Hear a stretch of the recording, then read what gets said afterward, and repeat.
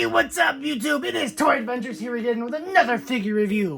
And today we're taking a look at something pretty awesome. We're taking a look at the brand new Jurassic World Legacy Collection Reimagined Real Feel Velociraptor and Motor Pursuit Pack. So basically, this gives us two Real Feel Raptors and a homage motorcycle that is paying homage to a classic Kenner Lost World motorcycle. It is supposed to be Carter on the motorcycle, but in classic Mattel fashion, they have swapped out a very necessary and important character to give us another Owen. Yes, it's just another Owen, but you do get a classic Carter toy looking Owen that comes with a helmet, so you could just slap that helmet on there and just say it's Carter. For all intents and purposes, it's Carter. It doesn't have to be Owen again. It's really a bummer that they didn't give us a uniquely sculpted Carter head. That being said, I would much prefer, obviously, a movie-accurate Carter. But something's better than nothing, right? And this is paying homage to Carter. With the helmet on, you wouldn't know the difference. So, yeah. One critique I do have of this box, these rubber or paper ties are pulling into the Velociraptors, as you can see right there, and it's creating an indent in them because the rubber. Buying this thing brand new right now, fresh off the shelf, won't be too much of an issue. It'll probably regain its shape after time. But for people who are going to keep this in box, and a lot of people are, I could see this seriously warping the figure over time to the point where it just permanently has this dent in it. And if you never, ever plan on opening this, I guess that won't be an issue.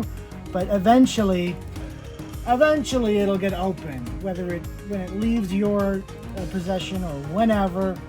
It's just kind of weird that its own packaging is going to eventually permanently alter the figure, because I already know that because this Rex has only been sitting in the dinosaur bucket for about a couple months now, and its neck is just obliterated with kinks. So that is going to be much of the same story with this Velociraptor. Other than that, this is a beautiful, beautiful box where we are kind of in a very dense jungle canopy with just a bit of God rays and light peeking through, giving it this blue look. It's really reminiscent of the first Jurassic World movie with all the Indominus scenes and them tracking the Indominus through the woods. It's really what this reminds me of. And it kind of feels like that's kind of what they were going for. Well, I hate to be the nitpicker, but it's Legacy Collection. This should have just been Owen's motorcycle from the movie. This should have just been Jurassic World 1 Owen. And these two, while this being kind of blue, but white, I guess blue clear, this is just a random Velociraptor. So really, this would have been perfect. A perfectly justified release in the line if it was just Legacy Collection. This was the movie motorcycle, the first movie Owen, blue, and maybe Delta. It even comes with the little neck-mounted cameras that they had in that movie. It really feels like it was meant to be that set, but because they slapped this Reimagined on there, they felt the need to make a homage, which is pointless because why would we want this when we could get the really cool motorcycle from the movie? Granted, the Owen figure does look pretty sweet, but you know what I mean. We would have preferred a movie-accurate set than what we get here, which isn't bad, but it's not as, appetizing as a movie-accurate Raptor chase scene, which is an iconic scene from the first Jurassic World, where Owen's driving the motorcycle with all the raptors flanking him. It's an awesome scene, and it would have been really cool to get a set based around that. Guess for now, this is what we'll have to deal with. Now, because I'm so eager to, because I just happen to have the motorcycle itself, I'm going to go ahead and do a comparison early. So this is the motorcycle you're given here, whereas this is the motorcycle, the actual vintage one. As you can see, it is a bit different model of dirt bike. And whereas the red green striping is on kind of the the front of the chassis here. It is on the seat on the classic one. I do kind of prefer the original where it keeps most of the motorcycle, this nice olive drab, and then saves the kind of wild wacky bit for where the figure is going to be seating, so it's going to be a little obscured. Whereas this one, it's right there. It's even on the wheel guard. Not quite as big as a fan of the changes they've made with the motorcycle. Although figure-wise, it is pretty good. I mean, I do actually really like the changes they've made with the figure, whereas this one just kind of had this weird leather hide, reptilian hide, kind of crocodile hide, I don't know, something kind of hide vest. With the Owen here, much more of like a tactical armored vest with pouches and grenades on it. It looks awesome. So I do like that quite a bit. Anyway, that is it for the packaging. I guess not, because we didn't take a look at the back. Just shows that you get the motorcycle, the snare, the two Raptors, yada yada yada. You get what you need, real feel. So that's the packaging. Let's go ahead and crack this thing open and see how cool this stuff really is. So here's what we get in this set. We get the motorcycle itself, the Owen figure, his helmet, his little snare attachment, 2 of these mounted head cams, and 2 Velociraptors. So a pretty nice overall value for your set here. You do get quite a good play scenario. So first of all, let's take a look at the Owen figurine right here. Taking a much closer look at the figure, you can see that they did keep the whole kind of skin hide look texture to the vest, but instead of it being just kind of a hide made into a vest, it's much more tactical looking with these straps and buckles coming down here with all these ammo pouches and what I'm assuming are probably flares and whatnot, just a bunch of gizmos and gadgets. You obviously get Owen's knife, and I do believe, yeah, it is removable, but man, that is really stiff. There's his little knife. Hopefully it's not gonna, yep, it goes in real easy. Let's wrap your head around that one. So pretty cool looking figure. Standard articulation, no wrist going or anything on. But what's cool is, and I love that they do this with the figures, is that the vest is removable. So if you unplug it right there and pull it off, you can have a pretty bare Owen here. Maybe put a different vest on, whatever you want to do with it. This is a pretty useful little body, so you can mix and match, make your own hunter. If you have a different head, you could definitely do that. Put a different vest on, maybe like a jacket vest, or a different military vest, or a harness, or whatever. You could totally make your own character with this. So I really like the figure that this set comes with. Yes, it's another Owen, but it's not the kind of Owen we would expect, where it's just a guy in a shirt and jeans. This actually looks like a pretty awesome figure. It doesn't have to be Owen, because you get this really cool looking motorcycle helmet here with the shark mouth print and a little fin, and even some sculpting in there, kind of resemble a shark eye. That's really cool. And all we gotta do is just push it on, and there you go. This is an anonymous character, whoever you want it to be. While the helmet itself looks a little goofy to me, it does do its job, and it does keep the figure obscure, although I wish they would have kept it faithful to the original, where it was just kind of a basic motorcycle helmet with just striping on it. I do like the shark mouth, but I wish they would have just kept it at least the shape of it, a basic motorcycle helmet. Taking a look at the motorcycle itself, pretty cool. Gets a nice dirt dry brushing going on here at the bottom. Wheel spin nice enough. The front does have a little bit of suspension. It can go left and right. You do have a nice little kind of Jurassic logo right there. It's not on the other side, which is a nice little detail that you wouldn't see from inside the box, so I like that. You do have a working little kickstand right here, so if you wanted to set it down for display, you can do that. And then you get this snare bit, which it doesn't extend, it doesn't retract, I don't think. Nope, it's just all one piece, which is a real bummer. This should definitely be retracting and extending, and this should be like cloth. This kind of sucks as is. I'm not sure where it would actually attach to. Because you can see these two little holes, so presuming, oh, right here on the front of the first wheel spoke. Plug that on, and then let's take our Raptor. It would be driving, and then you gotta try and get the Raptor's head in there. Oh, and it works well enough.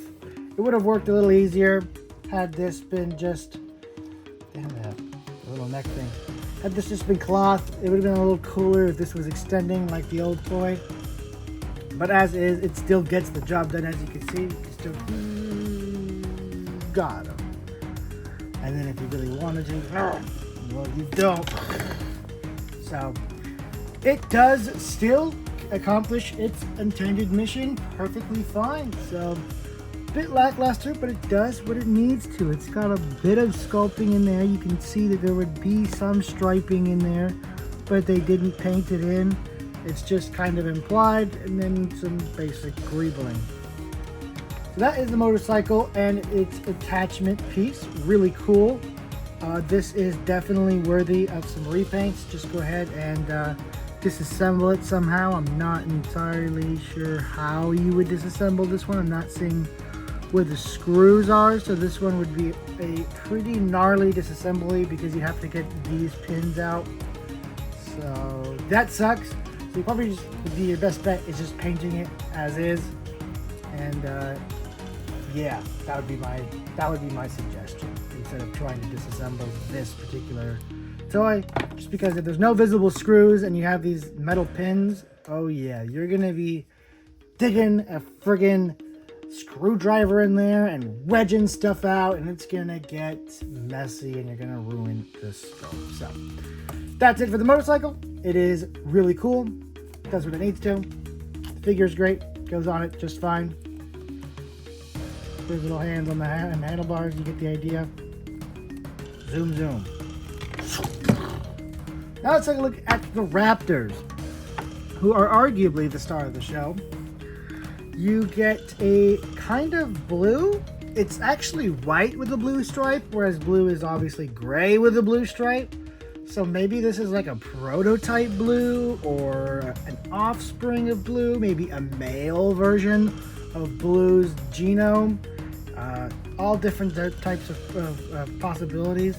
I think it's just supposed to be blue, but a different hue. But hey, it's a different hue, so we can kind of let our imaginations go wild. This could be a male blue. It could be a descendant of blue. Maybe an Arctic clone of blue. Whatever you really want it to be, it looks like a good Arctic Raptor with that white and just a blue stripe. The color scheme is obnoxiously boring because there's not even anything to differentiate the body from the belly, so there's really no definition going on. It just looks super cheap. But figure-wise, it's really cool. I mean, look at how much movement you get with the rubber here. I said with the Triceratops that it being rubber was kind of pointless because it couldn't bend or move or anything that the rubber would normally allow. But these guys absolutely can. You can kind of move their bodies in unique positions and whatnot and really play with them and manipulate them how you want to.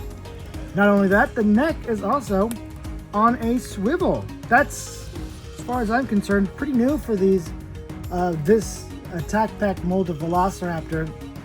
I don't think the necks had a swivel on the old ones. It could be wrong, but at least for these attack pack, like the cheapest of the cheap versions, I don't think they had neck articulation prior, and that adds a lot. Looking left, right. Obviously, the jaw is on a hinge, a pretty stiff one at that. So really neat. It's actually a pretty good little Raptor toy. So I'm quite happy with it. No warping issues. Well, kind of. Stands just fine, so no real issues here. The little neck piece, just I think I gotta fold it in. Actually, not entirely sure how these go on, to be honest. Is it going like that? No. So it actually is that difficult. You gotta put on the helmet. You gotta really stretch it. Oh no, it just it unbuckles. There's a buckle on it. Didn't even think to look for one. So you just put it over the head like this and buckle it into the neck, and there you go. You have a little helmet cam, just like in the movie. Love that. What I want to know is, let's say you don't want to use it on these figures and you wanted to use this on maybe a Hammond collection of Velociraptor. Ooh. Because you know, these ones, only blue came with the head cam. All of them technically should have came with the head cam because they all were wearing one in the movie. So this set might serve as an excellent way. Just buy 2 of these and you'll get a full set of head cams for the rest of your Raptor pack if they fit. It's a moment of truth. Put it on there. Make sure this is going down the neck. Plug it in. And the answer is kind of. You can get it convincingly on there. Good enough. Good enough. So if you do have an entire Hammond Collection custom Raptor pack, you can get these on, and better yet, you can get them on without scraping paint, trying to stretch it and fit it on there, because it just buckles right on, making for a super easy application. If it fits on the Hammond Collection, it fits on these guys, I'm going to go to guess that it's going to fit on any of the Raptors. Probably not the ones with quills from Jurassic Park 3, but all the other Raptors, these head cams are probably going to fit on, which makes this a very attractive set to complete the head cam set for a full Raptor pack. For, like I said, that scene with them driving through the jungle. Finally, we're going to take a look at this other Raptor. I don't think this is supposed to be based on any of the Raptor squad from Jurassic World. This is kind of just Mattel's own Raptor. If I really had to pick any Velociraptor this one was trying to be a homage to, which I don't think it is, I would maybe say the Jurassic Park 1 Velociraptor. You know, the ones where you squeeze the leg in and the head would move forward. I don't know why I'm describing him when I have him on hand. Yeah, this is the closest thing I can think of that this would be paying homage to with these colors.